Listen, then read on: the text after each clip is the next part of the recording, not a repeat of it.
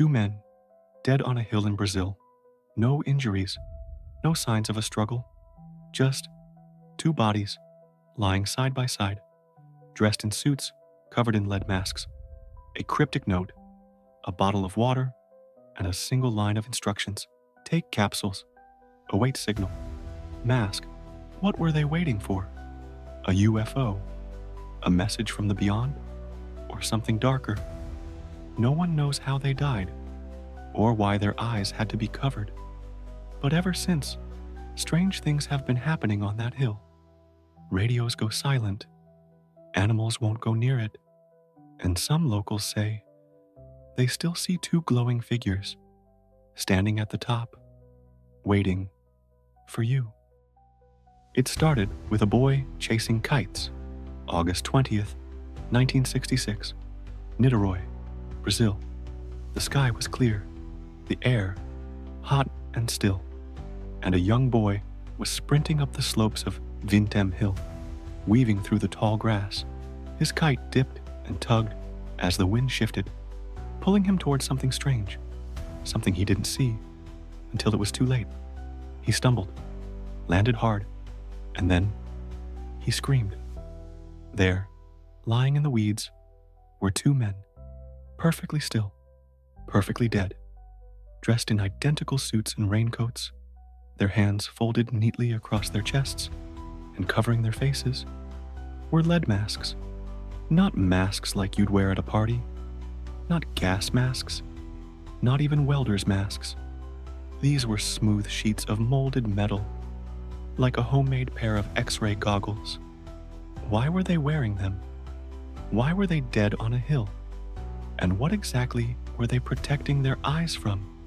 Police were called in almost immediately. The bodies hadn't been there long, maybe 3 or 4 days.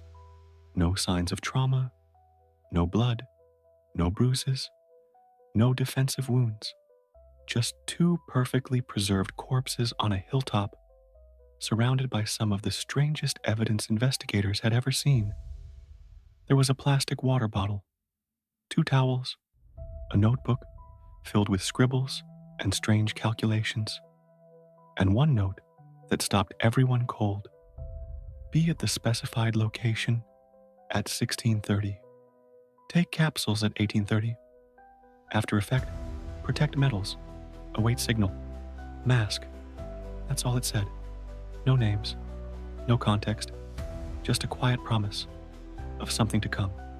The bodies were soon identified.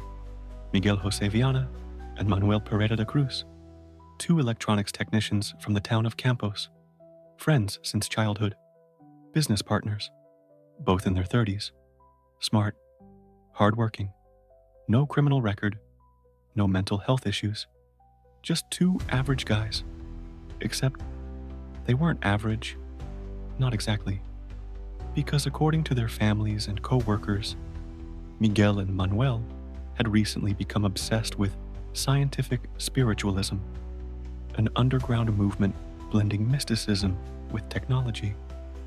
Seances conducted by radio waves, devices designed to contact spirits, the belief that knowledge could be transmitted directly from another realm.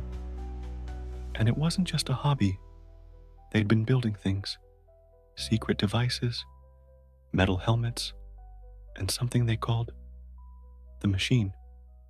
The day they disappeared, the 2 men told their families they were headed out to buy work supplies, but instead, they bought waterproof raincoats, tools, and a large amount of cash.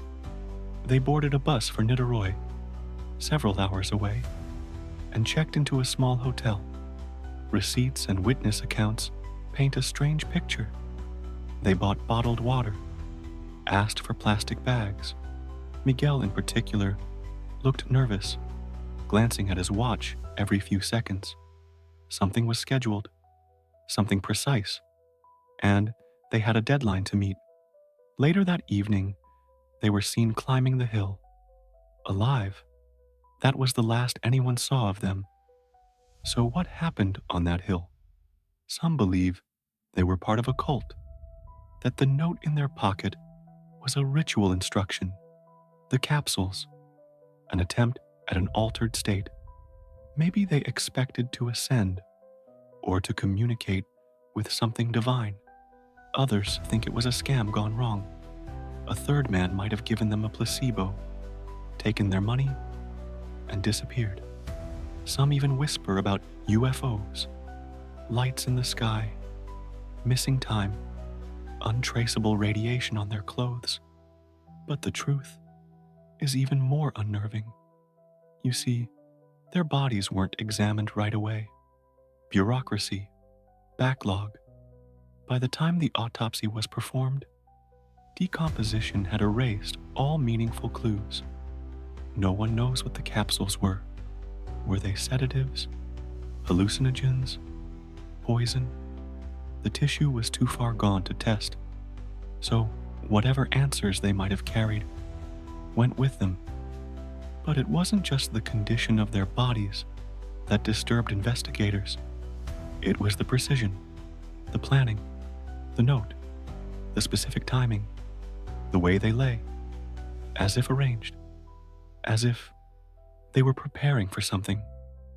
During the investigation, friends of the two men began mentioning someone called Professor Carvalho. He was said to be the group's unofficial leader, a man deeply invested in spirit communication and interdimensional travel. He allegedly encouraged Miguel and Manuel to undergo a spiritual test. But when police tried to find him, he was gone. No trace, no real identity. Some say he never existed. Others say he vanished, just like they did. After the bodies were buried, the hill never returned to normal. Animals avoid it. Radios crackle and die near the summit. Local kids dare each other to visit at night, but rarely make it past the tree line. And every so often, someone swears they see two men standing at the peak, dressed in suits, faces shimmering under the moonlight, staring up at the stars, waiting for the signal. The truth is, no one knows what really happened on that hill. Maybe it was a tragic experiment. Maybe it was manipulation.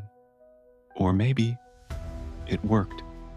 Maybe the masks weren't just to protect from light, but to see something the rest of us can't. They say belief is a powerful thing, that what you expect, you begin to manifest. Miguel and Manuel expected contact, the signal, the light. They believed so deeply, they died waiting. The only question is, were they wrong?